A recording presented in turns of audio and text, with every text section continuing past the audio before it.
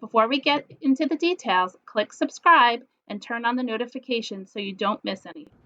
Here's a tip in putting away your set. I have this set which has some side pockets and it came with 2 trays. Number 1, I used a piece of styrofoam to hold a placer so that I make sure that I have all of my tiles. I stacked the 2 boxes in the back. If you didn't want to use styrofoam, you could take your extra tiles and wrap them in a group of four and use that as a placer in that spot. Now I'm putting in the racks. This set did not come with pushers, and a pusher is these things that are helping hands to push your tiles out. I added them on to this 4-post thing. So when I went to go put them back in the box, it didn't fit right. So I came up with this idea that to turn them on their side and put the end of the pusher into this 2-section box. So the racks will fit nicely once you put all 4 in.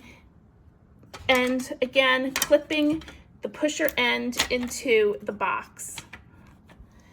You do have to have all 4 pushers in the box and put the racks at a slight slant leaning towards the back of the case. Once that's done, your set is completely put away and you can close it up, lock it, and put it on the shelf.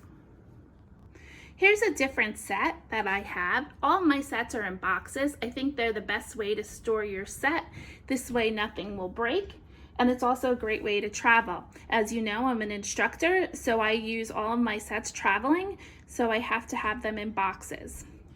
It is correct that when you use a bag, it is much lighter.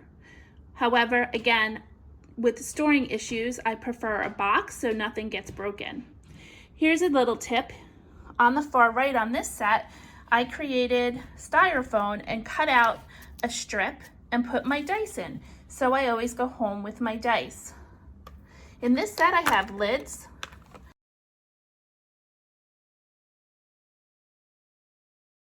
We put the 2 sleeves in the back of the box. Then you take the racks and you put them opposite each time.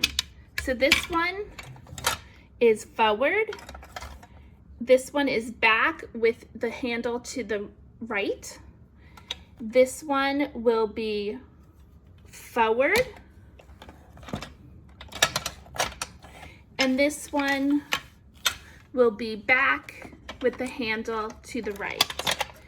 You need to tilt these slightly in order for the case to close, and it would be best tilted towards the rear, so it makes it easier for the case to close. Once your set is packed away, simply close the case and lock it up and put it on your shelf. Try these tips in your next Mahjong game for fast cleanup and easy storage. What attracts you most to Mahjong?